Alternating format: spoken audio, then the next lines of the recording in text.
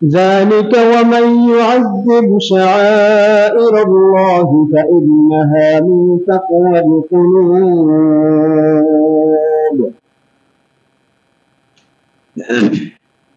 এখানে অনেক লাইনটা দেখেন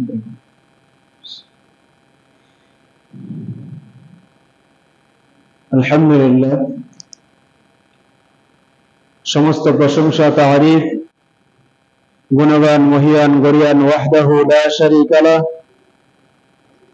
সেই মহান রব্বুল আলামিনের জন্য যে মহান আল্লাহ তাআলার অশেষ মেহেরবানিতে আজকের জুমায় অসংখ্য অগণিত মুসল্লিদের মধ্যে থেকে গুটি কয়েক মুসল্লিকে যথাসময়ে মসজিদে আসার বসার কথা বলার সুযোগ করে দিয়েছেন সেই রব্বুল আলামিনের দরবারে জানাই কালিমাতুশ শুকর ও সুজুদ সকলে বলে আলহামদুলিল্লাহ। অতঃপর দুরূদ ও সালাম বর্ষিত হোক। খুলে লাইনটা আবার লাগান। সর্বকালের সর্বসেরা মহামানব, মানবতা মুক্তির দূত, মানবতা মুক্তির দিশারি, মানবতা মুক্তির কান্ডারি সাইয়্যিদুল মুরসালিন খাতামুন নবিয়্যিন নবী মুহাম্মদ রাসূলুল্লাহ সাল্লাল্লাহু আলাইহি ওয়াসাল্লামের উপর আল্লাহুম্মা সাল্লি আলাইহি আল্লাহুম্মা বারিক আলাইহি। সম্মানিত উপস্থিতি, আজকের জুমায় কোরবানি এবং কোরবানি সম্বলিত কিছু মাসআলা সম্পর্কে সংক্ষিপ্ত আলোচনা করব ইনশাআল্লাহ। তার পূর্বে আমাদের জানা থাকা উচিত অথবা জেনে রাখা ভালো যে কোরবানি কত বেশি গুরুত্বপূর্ণ। তার চেয়ে বেশি জানা জরুরি ইসলামী শরীয়তের যে বিধানগুলো আছে সেগুলোকে আমাদের কিভাবে পালন করতে হবে। ইবাদতের মর্ম স্পষ্ট সম্পর্কে, যদিও কোরবানি ইবাদতেরই একটা অংশ, এই জন্য আমাদেরকে বুঝতে হবে কর্মগুলি, প্রত্যেকটা কর্মকে আমাদেরকে যথাযথ মূল্যায়ন করা, পালন করার চেষ্টা করতে হবে। কোনো কর্মকে ছোট করা বা তুচ্ছ করা বা কোনো ইবাদতকে বা শরীয়ী কোনো বিধানকে নিয়ে বাড়াবাড়ি করা বা ছাড়াছাড়ি করা আমাদের জন্য কি নয়, উচিত নয়। এজন্য প্রত্যেকটা ইবাদত আল্লাহ সুবহানাহু ওয়া তাআলার পক্ষ থেকে নাযিলকৃত এবং নির্ধারিত। আমাদেরকে অনেকেই ইবাদতগুলি নিজের ঘর, নিজের জমি বা নিজের প্রতিষ্ঠানের মতো ব্যবহার করতে চাই। যেমন নিজের বাড়ি, নিজের ঘর, নিজের প্রতিষ্ঠান, নিজের আঙ্গিনাকে যেভাবে নিজের ইচ্ছাধীন সাজাতে চাই, নিজের মন মতো সাজাতে চাই, নিজের ইচ্ছাধীন হলে যেরকম রাখি, আবার ইচ্ছা হলে সেই জিনিসটাকে সেই অবস্থান থেকে সরিয়ে দিই, এরকম নিজের বাড়ি ঘর আঙ্গিনার মতো ইসলামী শরীয়তের বিধানগুলোকে আমরা নিজেদের মতো করে সাজাতে চাই। অথচ আল্লাহ সুবহানাহু ওয়া তাআলা আমাদেরকে আমাদের নাজাতের এবং আমাদের মর্যাদার মাপকাঠিকে আমাদেরকে জানিয়ে দিয়েছেন যে কোন কাজের মাধ্যমে আমাদের নাজাত হবে, কোন কাজকে কিভাবে করলে আমরা মর্যাদান্বিত হব, এবং কোন কাজের মাপকাঠি কতটুকু এবং কোন পদ্ধতিতে করলে আমরা সেটার মাধ্যমে আল্লাহ তাআলার পক্ষ থেকে নাজাতের ক্ষমার ঘোষণা পাব। এজন্য আল্লাহ তাআলা কুরআনুল কারীমে আমাদেরকে উদ্দেশ্য করে বলেছেন, ওয়ামা খালাকাতুল জিন্না ওয়াল ইনসা ইল্লা লিয়াবুদুন, যে আমি জিন ইনসানকে একমাত্র কি জন্য সৃষ্টি করেছি? আমার ইবাদত বন্দেগীর জন্য সৃষ্টি করেছি। সেই ইবাদতগুলো কি, কখন, কিভাবে, কতটুকু করতে হবে, কোন কর্মের মাঝে কতটুকু সওয়াব রেখেছেন, তাও আল্লাহ সুবহানাহু ওয়া তাআলা আমাদেরকে জানিয়ে দিয়েছেন। সবচেয়ে বড় ব্যাপার যেটা, সেটা হচ্ছে আল্লাহ তাআলা আমাদেরকে যেভাবে সৃষ্টি করেছেন, আমরা যে কাজগুলো করব, যে কর্মগুলি করব, সেগুলোকেও আল্লাহ তাআলাই সৃষ্টি করেছেন। আমাদেরকে সৃষ্টি করেছেন এবং আমরা যে কাজ করব সেগুলোকেও আল্লাহ তাআলা সৃষ্টি করেছেন, এবং তার পাশাপাশি আমরা যে কাজগুলোকে করব সেটাকে কোন পদ্ধতিতে করব, কিভাবে করব, কিভাবে করলে আমরা আল্লাহ তাআলার নৈকট্য লাভ করতে পারবো এবং ইহকালীন জীবনে কল্যাণ, পাশাপাশি পরকালীন জীবনের মুক্তি লাভ করতে পারবো, সেই বিষয়টাও আল্লাহ সুবহানাহু ওয়া তাআলা আমাদেরকে জানিয়ে দিয়েছেন। এজন্য আল্লাহ সুবহানাহু ওয়া তাআলা কুরআনুল কারীমের 37 নম্বর সূরা সূরা সফের 96 নম্বর আয়াতে আল্লাহ তাআলা বলেছেন ওয়াল্লাহু খালাকাকুম ওয়া মা তা'মালুন, যে তোমাদেরকে আমি সৃষ্টি করেছি এবং তোমরা যা করবে সেগুলোকেও কি করেছি, আমি সৃষ্টি করেছি। তার মানে বোঝা যায় আল্লাহ তাআলা আমাদেরকে সৃষ্টি করেছেন তার ইবাদতের জন্য, আর কি ইবাদত করব সেগুলোও আল্লাহ তাআলাই সৃষ্টি করেছেন। তবে সেগুলোকে কিভাবে করব, কোন পদ্ধতিতে করব, কোন মানদণ্ড রেখে করতে হবে, সেগুলোও আল্লাহ সুবহানাহু ওয়া তাআলা আমাদেরকে জানিয়ে দিয়েছেন। সম্মানিত উপস্থিতি, এজন্য যখন কোন কর্মগুলো যেহেতু সৃষ্ট, তার মানে প্রত্যেকটি কর্মের নিজস্ব ধারণ রয়েছে, প্রত্যেকটি কর্মের উপযুক্ত ফলাফল রয়েছে। যেহেতু বিধানগুলো কার পক্ষ থেকে, আল্লাহ তাআলার পক্ষ থেকে, যেহেতু বিধানগুলো সৃষ্ট আল্লাহ তাআলার পক্ষ থেকে, এজন্য প্রত্যেকটি কর্মের নিজস্ব যেমন একটা ধারণ ক্ষমতা রয়েছে, উপযুক্ত ফলাফল রয়েছে। যখন কেউ ভালো কর্মগুলো যথাসময়ে যথাযথ নিয়মে আদায় করবে, তখন আল্লাহ সুবহানাহু ওয়া তাআলার পক্ষ থেকেও তার সেই পরিপূর্ণ যথাযথ মর্যাদা, যথাযথ জাযা আল্লাহ সুবহানাহু ওয়া তাআলা দান করবেন। যেমনটা আল্লাহ নবী সাল্লাল্লাহু আলাইহি ওয়াসাল্লাম আমাদেরকে দেখিয়ে দিয়েছিলেন। যেমনটা ইব্রাহিম আলাইহিস সালাম আল্লাহ তাআলাকে বলেছিলেন, রব্বানা ওয়াজআলনা মুসলিমাইন লাক ওয়া মিন যুররিয়্যাতি উম্মাতান মুসলিমাতান লাক ওয়া আরিনা মানাসিকানা ওয়া তুব আলাইনা ইন্নাকা আনতাত তাওয়াবুর রহিম। ইব্রাহিম আলাইহিস সালাম আল্লাহ তাআলাকে বলছিলেন, রব্বানা, হে আমাদের রব, ওয়াজআলনা মুসলিমাইন লাক, আমাদেরকে তোমার আনুগত্যশীলদের অন্তর্ভুক্ত করো, ওয়া মিন যুররিয়্যাতিনা উম্মাতান মুসলিমাতান লাক, এবং আমাদের বংশ থেকে তুমি যাদেরকে প্রেরণ করবে তোমার পক্ষ থেকে, তাদেরকে ইসলামী শরীয়তের বিধান আনুগত্য করার অন্তর্ভুক্ত করে দিও।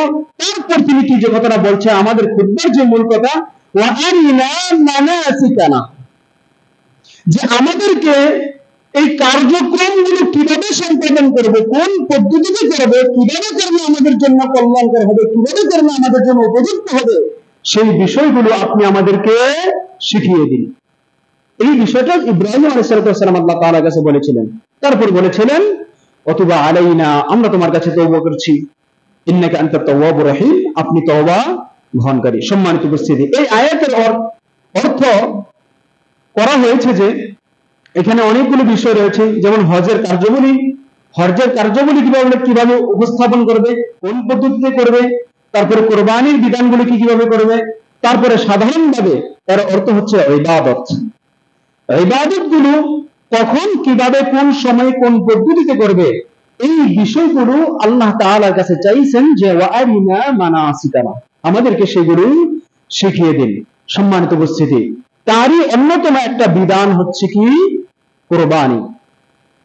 এই কোরবানির ক্ষেত্রেও আমাদেরকে আমাদের মন গড়া বিধান অনুযায়ী, আমাদের মনের ইচ্ছা অনুযায়ী, আমাদের চাহিদা অনুযায়ী যেভাবে ইচ্ছা সেভাবে আমরা কোরবানি করব, আর মনে করব যে আমরা আল্লাহ তাআলার নিকটশীল বান্দাদের অন্তর্ভুক্ত হয়েছে, এটা সম্ভব নয়। কারণ কোরবান মানে কি, কোরবান শব্দটি ফলানের ওজনে, যার অর্থ হচ্ছে বেশি বেশি কাছে পৌঁছানো, অর্থাৎ কোরআন ও সেই হাদিসের দ্বারা নির্ধারিত শরঈ নির্ধারিত দিনে, শরঈ নির্ধারিত পশুকে ইসলামী শরীয়তের নির্দিষ্ট সময়ে যেই পশুকে আল্লাহ তাআলার নামে জবাই করা হয় তাকে কি বলা হয়, কোরবানি।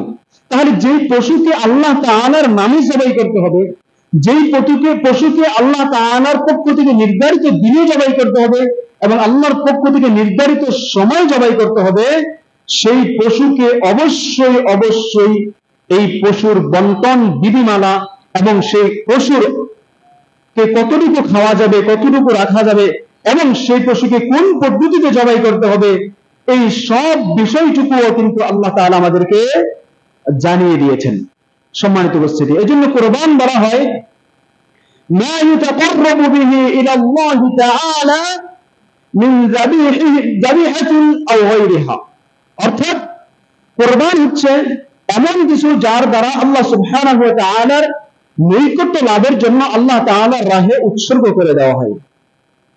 সম্মানিত উপস্থিতি, এজন্য উযহিয়া এর যদি ব্যাখ্যা করি তাও বলা যায় মা ইউযহু মিন বাহিমাতিন ফি ইয়াউমিল উযহিয়াতি তাকাররুবা ইলা আল্লাহ তাআলা।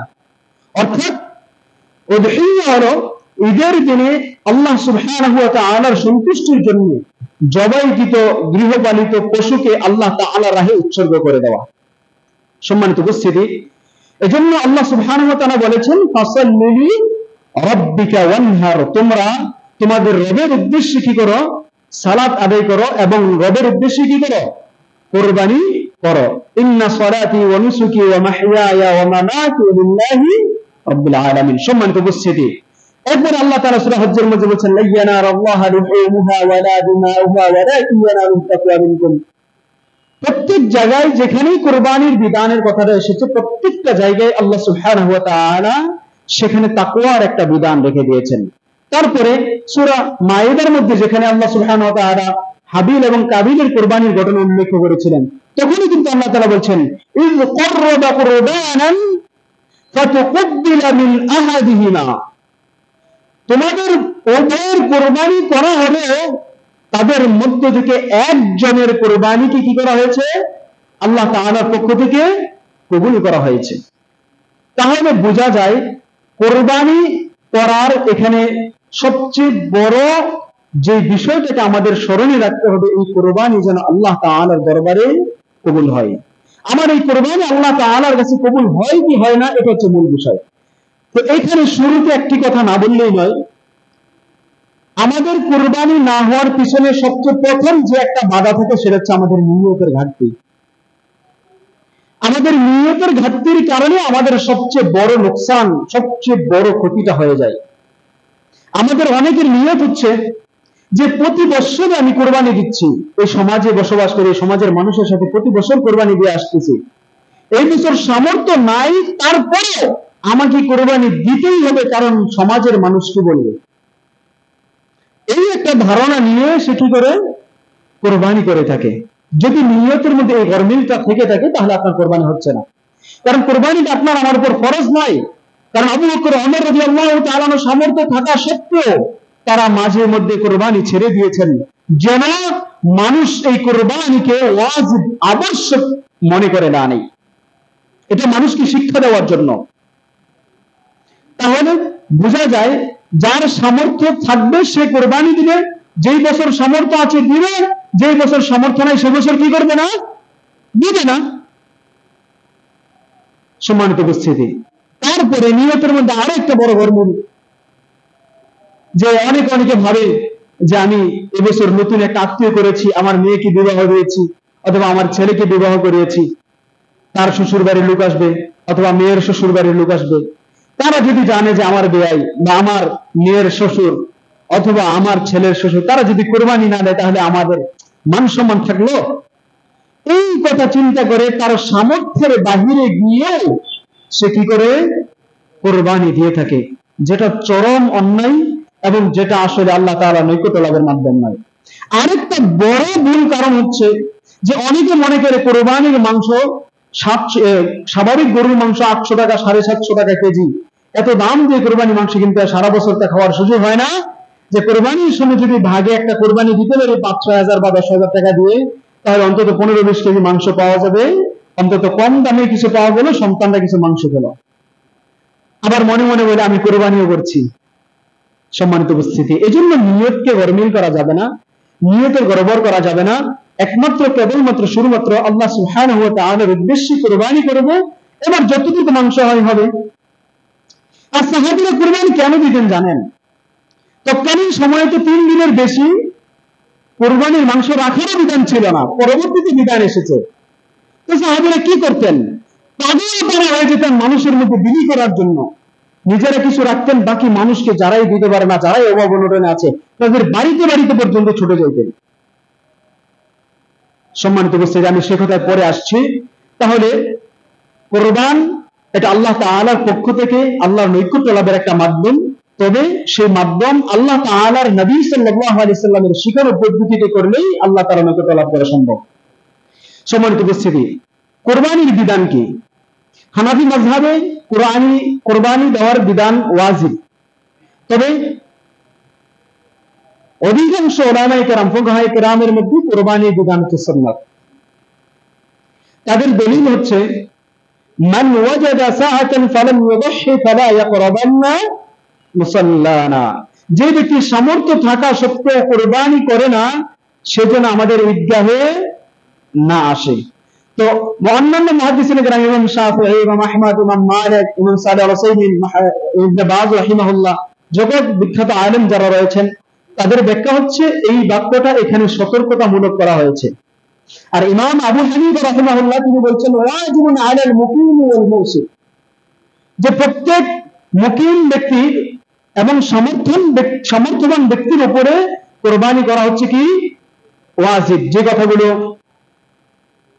ইমাম কাসানি রাহিমাহুল্লাহ তার বিদায় সানাঈ এর মধ্যে এনেছেন এবং হিদায়ার মধ্যে মুরগিনানি রাহমাতুল্লাহি আলাইহি, ইমাম মুরগিনানি হানাফি মাযহাবের প্রসিদ্ধ একজন ইমাম, তিনি সেই কিতাবের মধ্যে নিয়ে এসেছেন যে ইমাম আবু হানিফার মাসআলা হচ্ছে ওয়াজিবুন আলাল মুকিমিল মুসি, প্রত্যেক সামর্থ্যবান এবং মুকিম ব্যক্তি যে বাড়িতে আছে তার জন্য কুরবানি করা কি ওয়াজিব।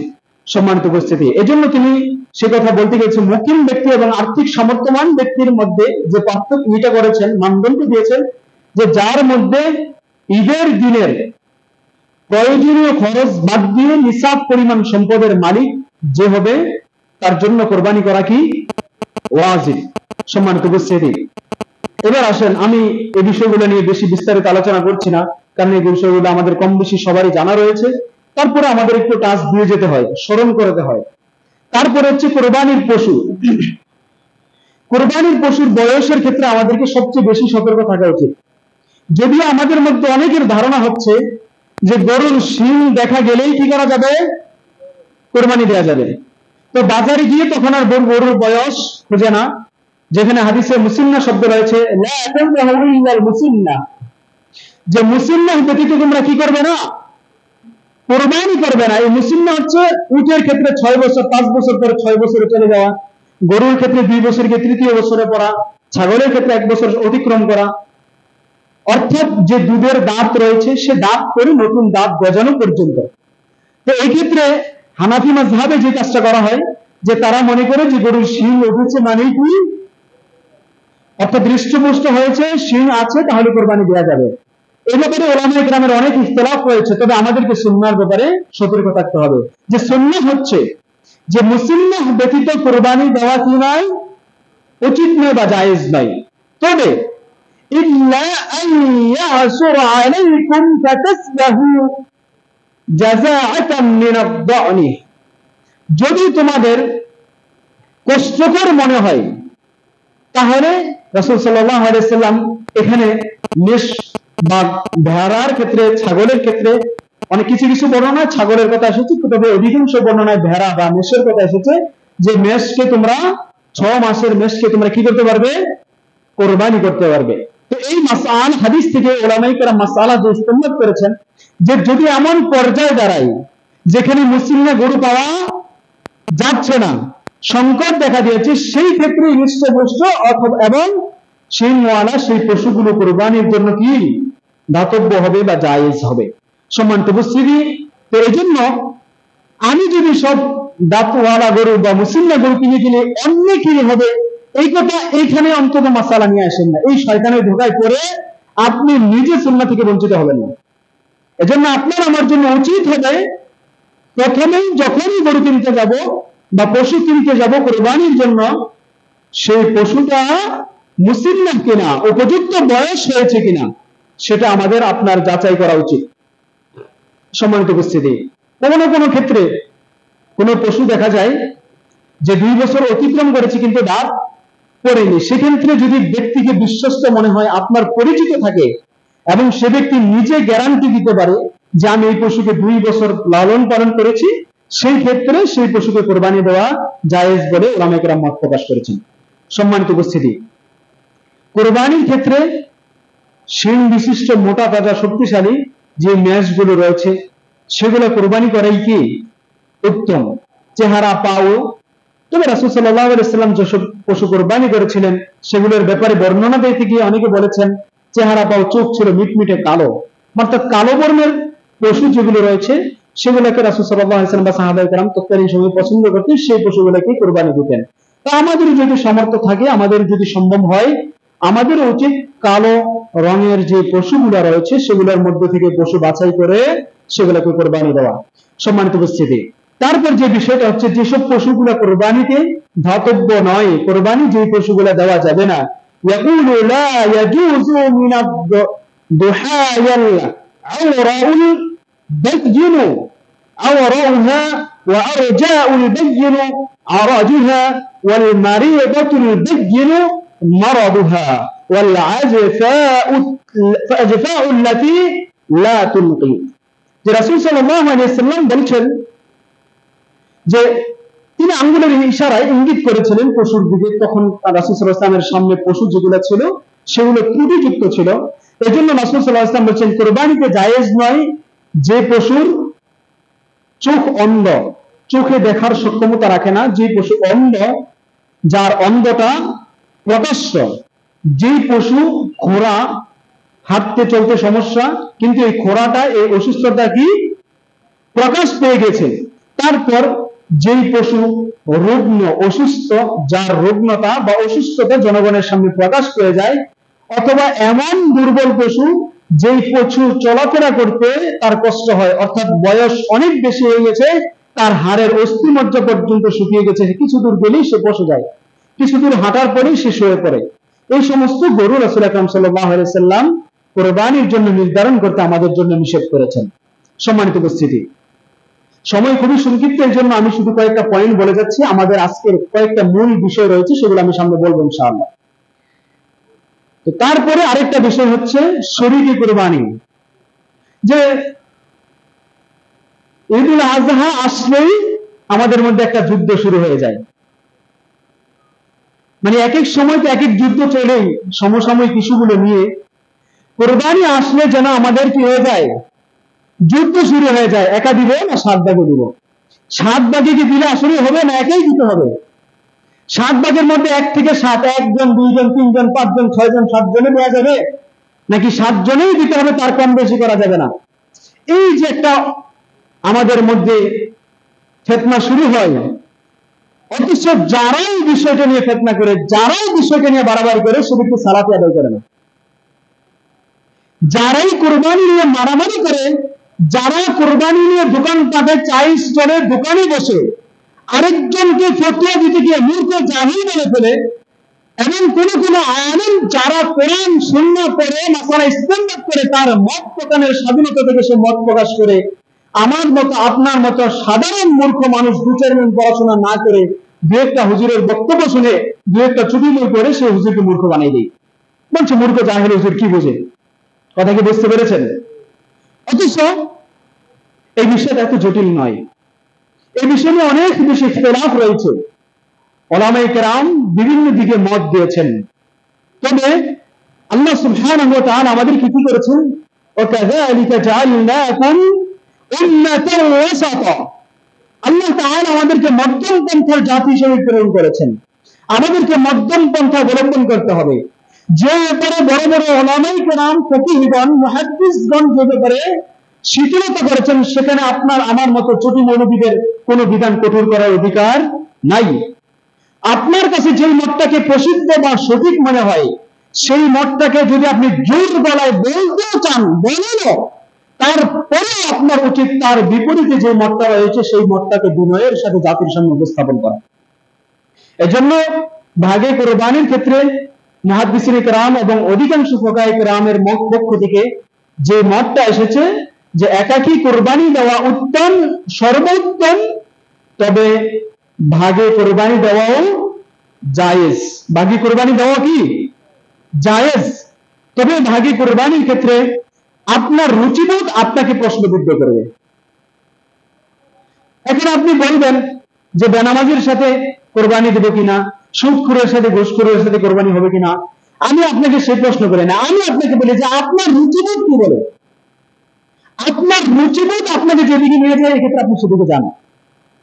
আপনার রুচিবোধ যদি বলে যে আমি একজন নামাজ পড়বেওয়ালা, 5 ওয়াক্ত সালাত আদায় করি, সেখানে আমি একজন বেনামাজির সাথে কোরবানি দেব, আপনার হুজুর যদি ওই ব্যক্তির সাথে মিশা আপনার জন্য জায়েজ হতে আপনি জান, যেখানে রাসূল সাল্লাল্লাহু আলাইহি ওয়াসাল্লাম বলেছেন বাইনাল আবদি ওয়া বাইনাল কুফরি তারকুস সালাহ ফামান তারাকাহা ফাকাদ কাফার, যে যারা বান্দা এবং সালাতের মধ্যে, বান্দা এবং ব্যক্তি এবং সালাতের মধ্যে পার্থক্য হচ্ছে সালাত, যে সালাত আদায় করবে সে মুসলিম, যে সালাত আদায় করবে দিন থেকে ফারিগ হয়ে যাবে, কাফিরের হুকুমে পড়বে, তবে অনেকে কাফির বলেননি, কাফিরের হুকুমে বলেছেন। তো এই জন্য আমি কারোকে হার্ড লাইনে প্রশ্ন করতে চাই না বা কাউকে কাফের ঘোষণাও করতে চাই না, এবং ঘোষণা করা জায়েজ হবে না। এজন্য আমি আপনাদেরকে বলবো যে আপনার যদি মনে হয় যে আপনি বেনামাজি, তাহলে আপনি বেনামাজির সাথে ভিতরে কোনো প্রশ্ন করারই প্রয়োজন হয় না। তবে আপনি যদি নামাজি হন, তাহলে আপনাকে নামাজি ব্যক্তিকে খোঁজেই কোরবানি দেওয়া উচিত। তবে যদি কোনো বেনামাজির সাথে কোরবানি দেনও, উলামায়ে কেরামের ফতোয়া হচ্ছে, মাসআলা হচ্ছে, এক্ষেত্রে আপনার কোরবানির ক্ষতি হবে না, তবে এটা উত্তম নয়। এই ব্যাপারে আরো বিস্তারিত আমরা আগামী জুমাগুলোতে বিস্তারিত একেবারে প্রত্যেকটা মাসআলাকে পয়েন্ট আকারে প্রায় আমি 25 থেকে 30টা মাসআলা এই ব্যাপারে সংরক্ষণ করেছি। আগামী জুমাগুলোতে আমরা সেগুলোতে বিস্তারিত আলোচনা করব ইনশাআল্লাহ। সম্মানিত উপস্থিতি, এবার আসেন কুরবানির মাংস বা গোশতকে সংরক্ষণ করা, কুরবানির মাংসকে রাখা যাবে কিনা, ঘরে রাখা যাবে কিনা, কুরবানির মাংসকে কিভাবে বন্টন করতে হবে, এই বিষয়টা আমাদের সবার জানা জরুরি। যেটা মুবাইশা রাদিয়াল্লাহু তাআলা থেকে বর্ণিত, তিনি বলেন قال رسول الله صلى الله عليه وسلم, রাসূল সাল্লাল্লাহু আলাইহি ওয়াসাল্লাম বলেন إنا كنا نهيناكم عن لحومها أن تأكلوها فوق 3 لكي تسعكم, যে মুবাইশা রাদিয়াল্লাহু তাআলা থেকে সূত্রে বর্ণিত, তিনি বলেন রাসূল সাল্লাল্লাহু আলাইহি ওয়াসাল্লাম বলেছেন, আমরা তোমাদেরকে, ইন্না কুন্না নাহাইনাকুম, আমরা তোমাদেরকে নিষেধ করছিলাম, আন লুহুমিহা আন তাকুলুহা ফাওকা 3 লিকাই তাসআকুম, যে তোমরা তোমাদের কুরবানির মাংসগুলোকে, পশুর মাংসগুলোকে 3 দিনের বেশি সময় কি করবে না, পৌঁছাবে না, যাতে গোশতগুলো সকলের মাঝে পৌঁছে যায় এবং মানুষের দারিদ্রতা কি করে যায়, মোচন হয়ে যায়।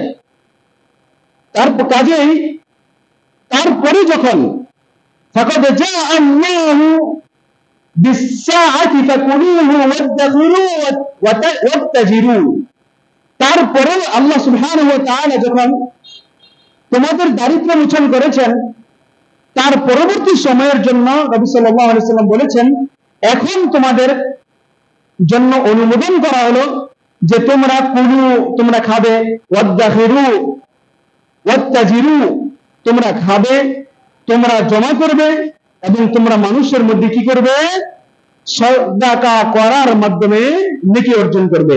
জেনে রাখো আলা ওয়া ইন্না হাযিহিল আইয়াম আইয়ামু আকলিন ওয়া শুরবিন ওয়া যিকরিল্লাহি আযজা ওয়া জাল, তবে জেনে রাখো এই দিনগুলো তোমাদের জন্য পানাহারের দিন, আল্লাহ সুবহানাহু ওয়া তাআলাকে স্মরণ করার দিন।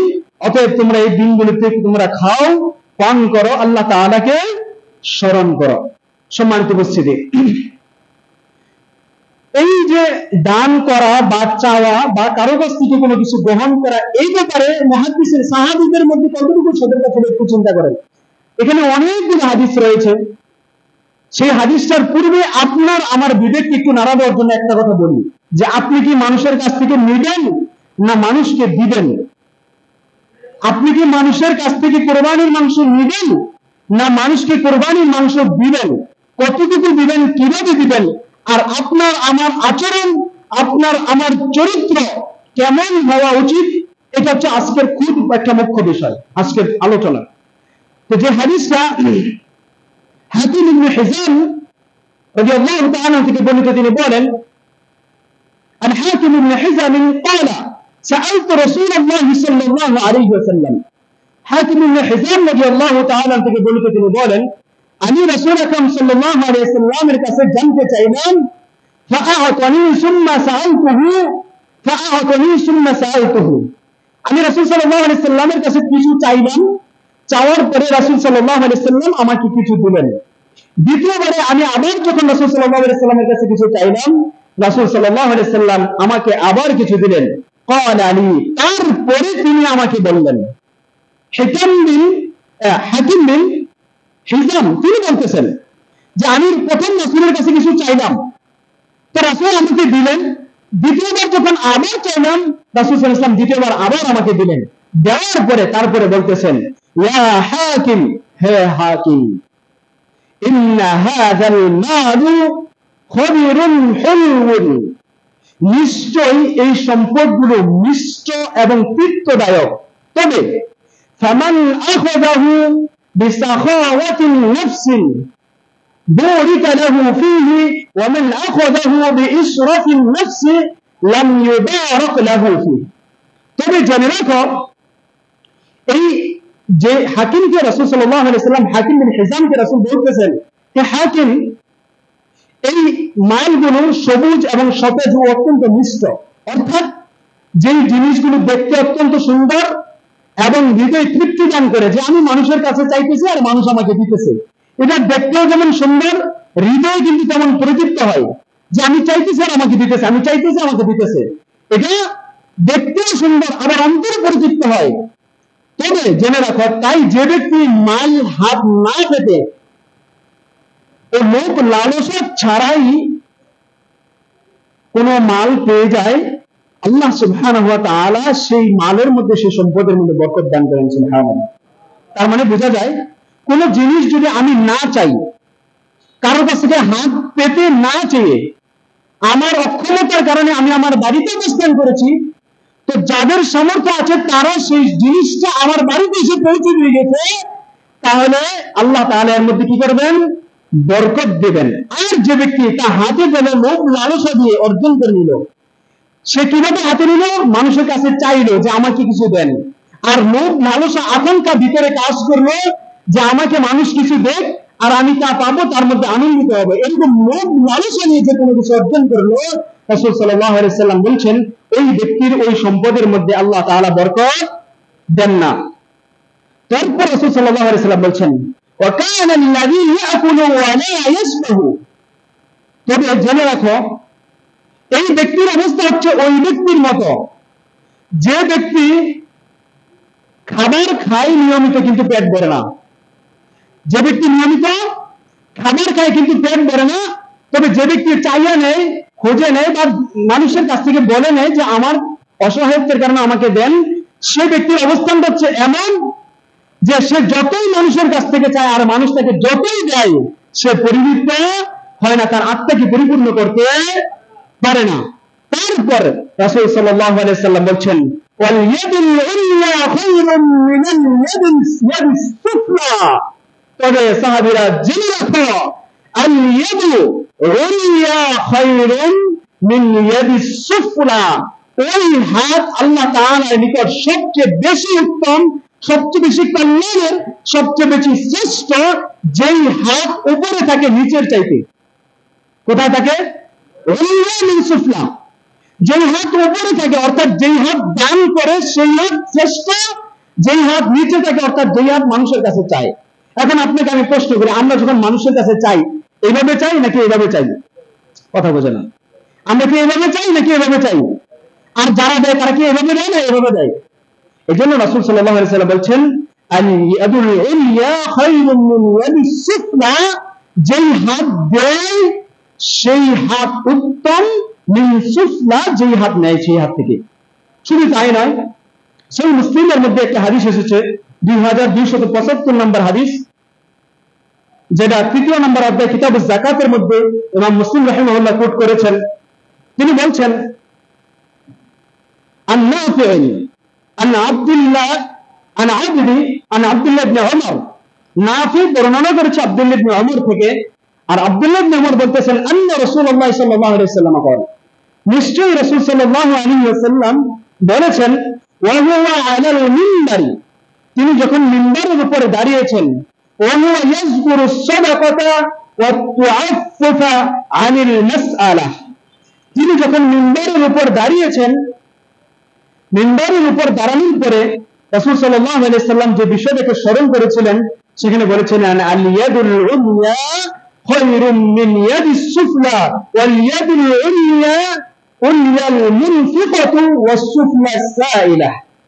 অর্থাৎ এখানে মূল কথা হচ্ছে যে উপরের হাত নিচের হাতের চাইতে উত্তম।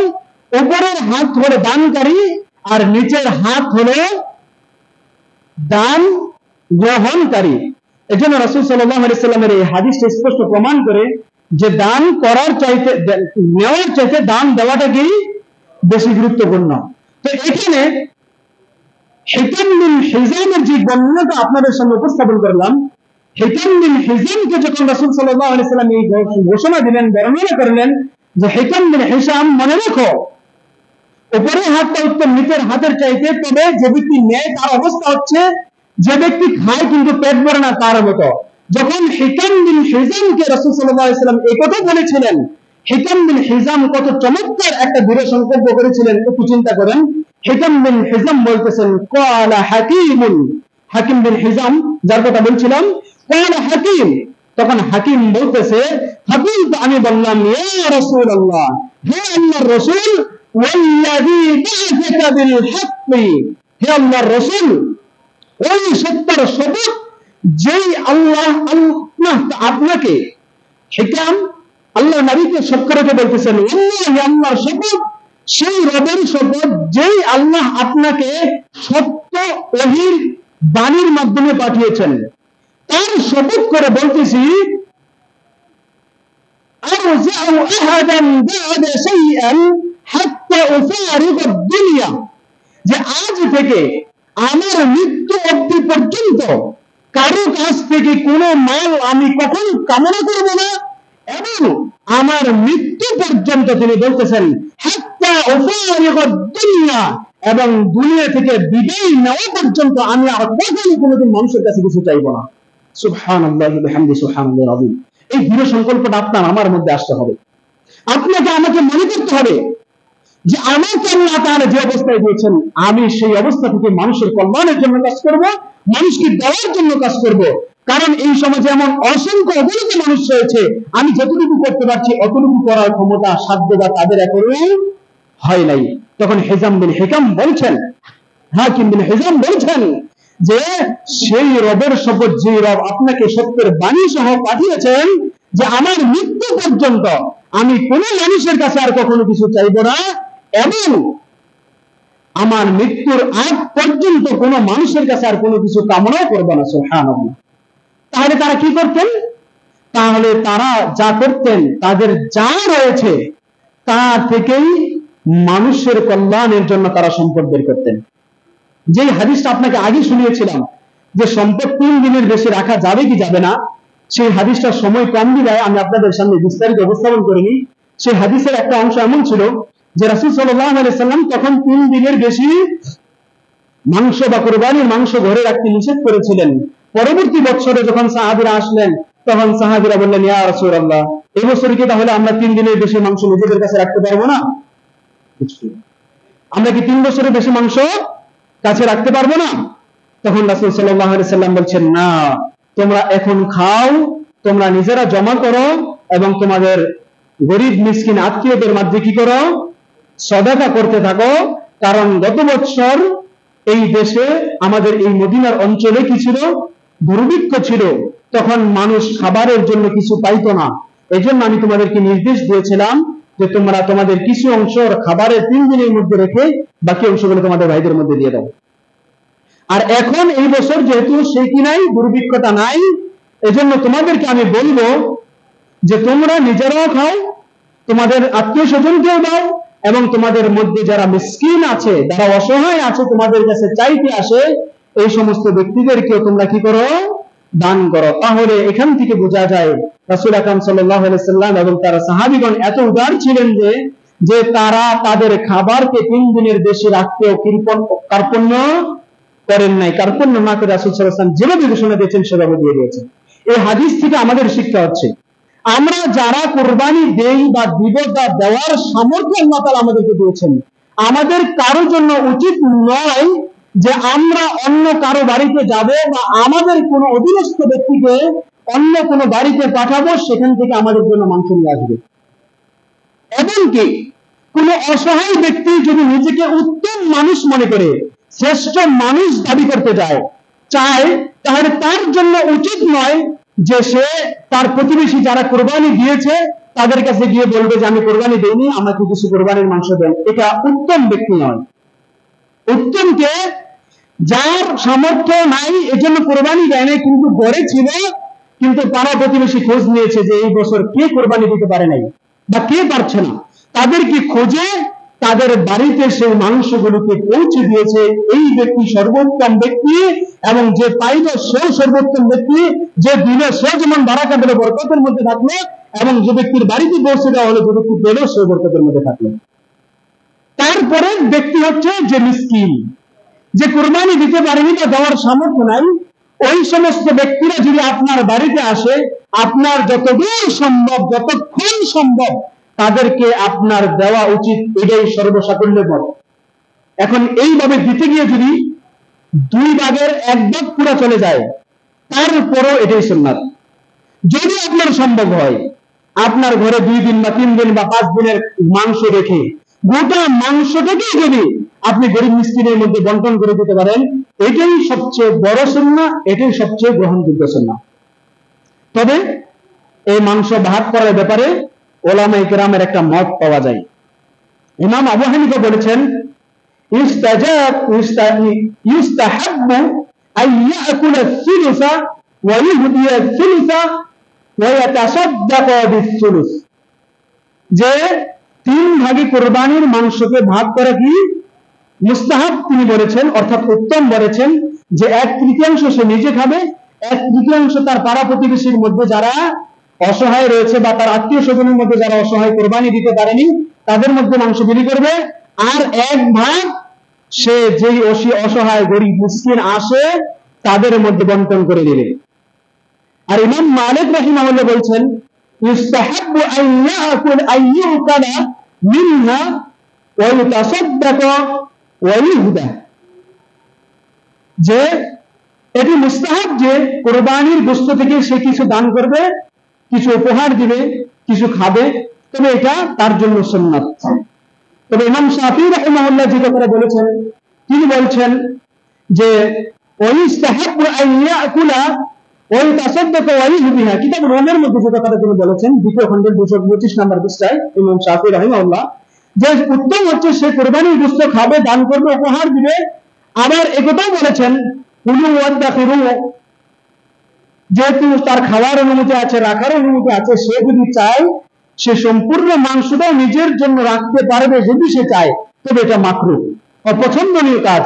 এটা পছন্দনীয় কাজ না, এটা উত্তম কোনো কাজ না। এখানে এসে আমাদের মধ্যে অনেকে আবার বাড়াবাড়ি করে। কি বাড়াবাড়ি? যে তারই সে কুরবানি দিয়েছে বলে সে যদি সব মাংস রেখে দেয়, আর তাতে আপনার সমস্যা কি? সে যদি সব মাংস রেখেও দেয় তাতে আপনার সমস্যা কি? তার জন্য বিধান কে দিয়েছে? আল্লাহ দিয়েছে, রাসূল সাল্লাল্লাহু আলাইহি ওয়াসাল্লাম বিধান বাতলে দিয়েছে, মুহাদ্দিসিনে কেরাম এটাকে ইস্তেমবাদ করেছে মাসালাকে। তো মুহাদ্দিসিনে কেরামের মত ধরে যদি সে সেটা করে, তাহলে আপনার আমার তো হিংসা আসার কিছু না। তবে আপনার আমার উচিত তাকে কল্যাণের দিকে আহ্বান করা, তাকে নসিহত করা, যে ভাই আমাদের উচিত যেটা আমরা কুরবানি করি আল্লাহর নৈকট্য লাভের জন্য, এবং এই কুরবানির মাধ্যমে এই আনন্দ মানুষের মধ্যে আনন্দ ভাগাভাগি হয়, এজন্য আমাদের উচিত সম্পূর্ণ মাংস নিজে না খেয়ে, সম্পূর্ণ মাংস থেকে নিজের জন্য পছন্দ না করে আমার পাড়া প্রতিবেশীর জন্য কিছু মাংস নির্ধারণ করি, এবং গরিব মুসলিম যারা আছে তাদের জন্য কিছু মাংস নির্ধারণ করি। সম্মানিত উপস্থিতি, এই জন্য এ ব্যাপারে সকল উলামায়ে কেরাম এভাবেই বর্ণনা করেছেন। ইমাম ইবনে বাজ রাহিমাহুল্লাহ বলছেন যে কুরবানির মাংসকে বাধ্যতামূলক 3 ভাগে ভাগ করতেই হবে এরকম কোন বিধান ইসলামী শরীয়ত বিধান নয়। তবে উত্তম হলো নিজে খাওয়া কিছু দান করা, কিছু অন্যকে দিয়ে দেওয়া। তবে 3 ভাগে ভাগ করতে হবে। 3 ভাগে ভাগ করে তারপরে 1 ভাগ শুধু নিজের জন্য রাখতে পারবো, আর 1 ভাগ আত্মীয় স্বজনকে দিতে হবে, আর 1 ভাগ গরিব মিসকিন দিতে হবে। এরকম ভাগ করা কোনো আবশ্যক বিষয় নয়। যেমন আমি একাকী কুরবানি দিলাম, একাকী কুরবানি দিয়েছি একটা গরু, এখন আমার বাড়িতে সায়েল মিসকিন আসতেছে, এখন আমি কি করব? যদি আমি এখন 3 ভাগ করতে যাই তাহলে হয়ে যাবে বিকেল, তখন আর মুসাফির আসবে না, সায়েল আসবে না, আপনি কাকে দিবেন? অথবা আপনি যদি 3 ভাগ করতে যান, আপনি কাটা সব শেষ করে তারপরে 3 ভাগ কখন করবেন, তারপরে কেজিতে মাপো, কত যে কি। অথচ সুন্নাহ হচ্ছে আপনার সামর্থ্যে যতক্ষণ রয়েছে আপনি একাকি দিচ্ছেন, আপনার স্বার্থে যতক্ষণ রয়েছে, যতক্ষণ মানুষ আসতেছে তাদেরকে দিতে থাকেন। কোনো লিস্ট করার প্রয়োজন নাই, কোনো কিছু হিসাব করার প্রয়োজন নাই। যতদূর সম্ভব আমার মাংস গরু পোষণে যতদূর আছে, আমার পরিবারের জন্য যতটুকু যথেষ্ট মনে করি অতটুকু রেখে বাকি অংশটুকুকে আমরা আমাদের সাধ্য অনুযায়ী দান করতেই থাকবো। আল্লাহ তাআলা আমাদের যতক্ষণ পর্যন্ত তৌফিক দিয়েছেন। সম্মানিত উপস্থিতি, এজন্য ইমাম সালেহ আল হুসাইনি রাহিমাহুল্লাহ তিনিও একই কথা বলেছেন, যেমনটা ইমাম আলবানী রাহিমাহুল্লাহ বলেছেন, যেমনটা ইমাম ইবনে কাইয়িম ইমাম ইবনে তাইমিয়া রাহিমাহুল্লাহ বলেছেন যে উত্তম হলো আফজালু তাকসীমুল উদহিয়াতা ইলা থালাথাতি আকসাম, আকালা ওয়া হাদিয়া ওয়া সাদাকা। যে সবচেয়ে উত্তম এটাই যে যারা কোরবানি করবে তারা নিজেরা খাবে, মানুষের মধ্যে বন্টন করবে, আত্মীয় স্বজনকে দিবে, মিসকিন যারা আসবে তাদের মধ্যে দিতেই থাকবে, এটাই উত্তম। তবে 3 ভাগ আবশ্যক, জরুরি নয়। সম্মানিত উপস্থিতি, এজন্য আমাদের সবচেয়ে গুরুত্বপূর্ণ যে বিধান, আমাদের উচিত হবে, আমাদের জন্য দায়িত্ব এবং কর্তব্য হবে, আমরা যারা কোরবানি দিতে পারবো আমাদের প্রত্যেকের উচিত আমাদের কোরবানির মাংস থেকে একটা অংশ আমাদের আত্মীয় স্বজনকে দেওয়া, যারা দিতে পারেনি কোরবানি, এবং আমাদের গ্রামের অসহায় যারা মানে সায়েল যারা আমাদের মধ্যে আসে তাদেরকে কোরবানির মাংস দেওয়া। তারপরে এখানে আরো একটা কাজ করা যেতে পারে উলামায়ে কেরামের মতামত পোষণের মাধ্যমে ভিত্তিতে, যে কোন এক বাড়িতে যদি এমন আয়োজন করা হয়, সামাজিকভাবে যদি রেওয়াজ চালু থাকে বা সামাজিকভাবে যদি এমনটা আয়োজন হয় যে কোনো এক মাঠে অত্র এলাকার যত মানুষের মাংস আছে তারা যে মাংসটা দান করবে সেই মাংস আমাদের এখানে জমা করলো, সেই জমার মাংস থেকে গোটা অঞ্চলে যত সাহেব আছে সবাইকে সেই অংশ থেকে কি করবে, দান করা হবে। যদি এরকমটা করার সুযোগ থাকে, এরকম করার অবস্থান থাকে, তাহলে যারা আমরা সবাই কোরবানি দিই আমাদের সবার কোরবানির একটা মাংসকে যে কোনো এক জায়গায় জমা করে সেখান থেকে মানুষের মধ্যে বিলি করা যায়, এটাও জায়েজ, এটাও চলে। তো এই জন্য যদি জমা করার স্কোপ থাকে, সুযোগ থাকে, তাহলে যারাই আমরা কোরবানি দেব, আমরা তো কারো বাড়িতে যাবই না, তো নাই, বরঞ্চ যারা দিতে পারে নাই তাদের মধ্যে আমরা বিলি করব।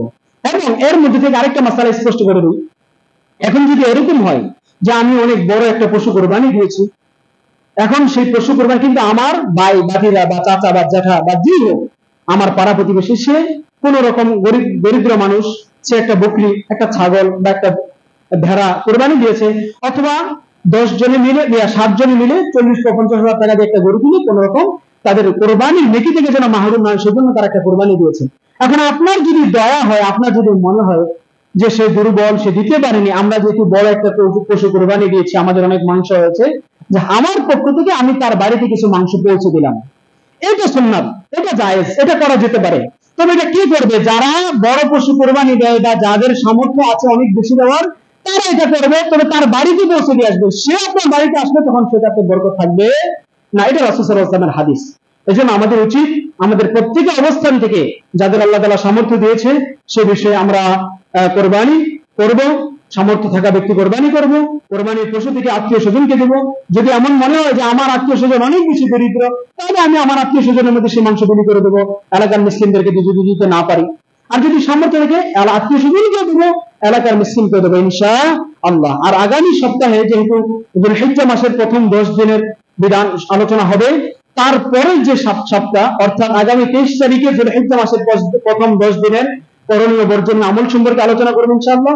তারপরে যে শুক্রবার রয়েছে 30শে মে, সেই শুক্রবারে এই কোরবানি সম্পর্কে যত মাসাইল রয়েছে আমাদের সাধ্যে যতটুকু এবং সময়ে যতটুকু গোলায় সব মাসালাগুলোকে একত্রিত করব ইনশাআল্লাহ। এবং জুমার সালাতের পরে যদি আপনাদের কারোর কোনো মাসালা জানার প্রয়োজন বোধ করেন, সেই বিষয়গুলো প্রশ্ন আকারে আমরা উত্তর দেওয়ার চেষ্টা করব ইনশাআল্লাহ। এবং মা বোনদেরও যদি কোনো মাসালা জানার প্রয়োজন মনে করেন তাহলে আপনারা সেগুলোকে লিখিত নিয়ে আসবেন, আমাদের জানা থাকলে সেগুলো আপনাদের সামনে উপস্থাপন করার চেষ্টা করব ইনশাআল্লাহ। আল্লাহ সুবহানাহু ওয়া তাআলা কুরবানির মাধ্যমে আমাদেরকে মধ্যম পন্থা অবলম্বন করার, বাড়াবাড়ি করা, ছাড়াছাড়ি মধ্যে থাকা, এই সব কিছু থেকে আমাদেরকে বেরিয়ে এসে ঈদ মানে আনন্দ, ঈদ মানে খুশি, ঈদ মানে প্রফুল্লতা, ঈদ মানে নিজে আনন্দিত হওয়া, ঈদ মানে অন্যকে আনন্দিত করা, ঈদ মানে নিজের আনন্দকে অন্যের সাথে ভাগাভাগি করা। এজন্য আমরা এই ঈদের দিনে ঝগড়া, ফাসাদ, বিবাদ, মারামারি, কাটাকাটি, হানাহানি, হিংসা, এই বিষয়গুলোকে নিজেদের মধ্যে না পুষে নিজেদেরকে উদার হতে হবে। আমরা যারা মানুষকে দান করব তাদেরকে যেমন উদার হতে হবে, আমরা যারা নিব তাদেরকে আমাদের উদার হতে হবে। শুধু যারা নিবে তারাই উদার হবে, আর আপনি দিবেন বিদায় আপনি আত্মহংকার গরিমা করবেন, এটা ইসলাম শরীয়তে জায়েজ নাই। আল্লাহ সুবহানাহু ওয়া তাআলা আমাদেরকে সেটা দান করুন। আল্লাহুম্মা আমিন। করে আস্তাগফিরুল্লাহ ওয়া লাকুম ওয়া লিসাইরিল মুসলিমিন। আমিন।